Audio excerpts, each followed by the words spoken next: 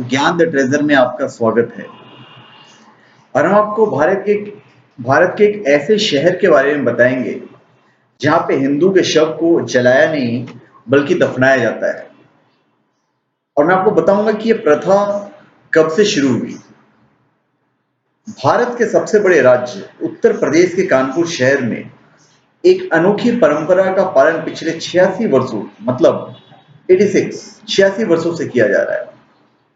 सुनने में थोड़ा सा अजीब सा लगता है, लेकिन यहाँ पिछले 86 सालों से हिंदुओं को कब्रिस्तान में दफनाया जा रहा है।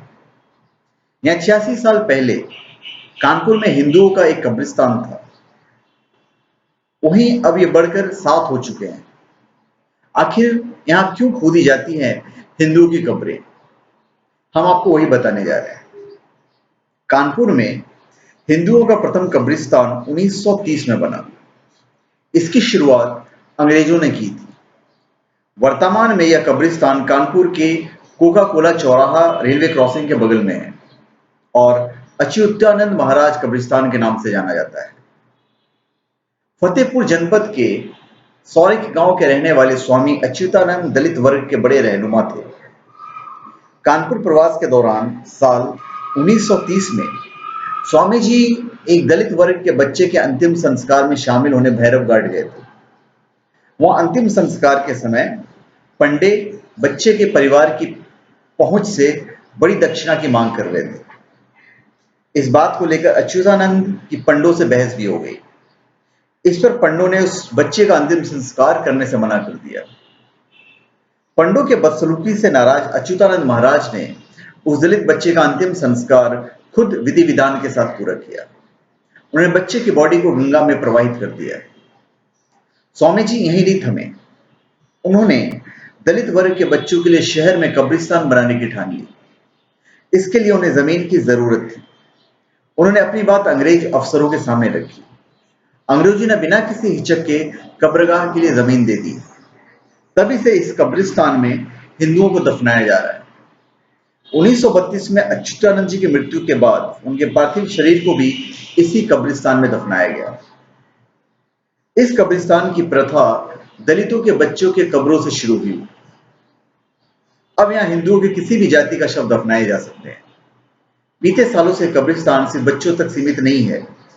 यहाँ पर हर उम्र और जाति के शवों का भूमि प्रवाहित किया जाता है। 1930 से ही इस कब्रिस्तान की देखभाल पीर मोहम्मद शाह का परिवार कर रहा है। पीर मोहम्मद शाह ने बताया कि वे यहीं पैदा हुए। आज उनकी उम्र करीब 52 साल है। वो 12 साल की उम्र से पिताजी के साथ अपने काम कर रहे हैं। अब इस कब्रिस्तान की देखरेख वो खुद कर रहे हैं। उनके यहाँ आने वाले डेड बॉडीज को दफनाया जाता है और कब्रों की वो देखभाल करते हैं। पीर मोहम्मद के मुताबिक यहाँ सिर्फ हिंदुओं के शव दफनाने के लिए आते हैं, मुसलमानों की नहीं।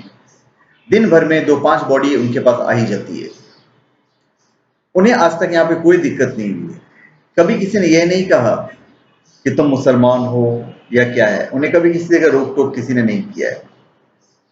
उन्हें भी अजीब नहीं लगा कि हिंदुओं के कब्रों के लिए क्यों काम कर रहे हैं। इसके कुछ अहम फैक्ट्स मैं आपको बता देता हूँ। अंतिम संस्कार के लिए यहाँ पे पंडित नहीं आते, मुसलमान ही करवाते हैं अंतिम संस्कार।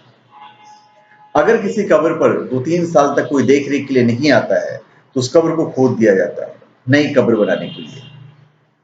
पहली मिट्टी मृतक के घर वाले देते हैं, उसके बाद कब्र खोदने वाले डेड बॉडी को दफन करते हैं। दफनाने के बाद डेथ सर्टिफिकेट बनाने के लिए रसीद दी जाती है।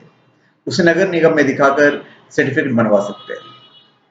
यहाँ अंतिम संस्कार के समय कोई पूजा पाठ की विधि नहीं होती है, बस अगरबत्ती जलाई जाती है।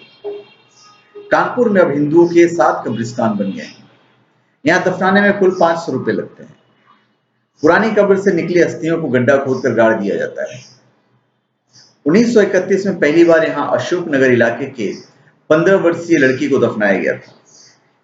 1956 में भिखारी दास और उनके पुत्र बंसी दास को यहीं पे दफनाया गया था। तो धन्यवाद। आप हमारे चैनल पे सब्सक्राइब करें और अपने कमेंट कीजिए। धन्यवाद।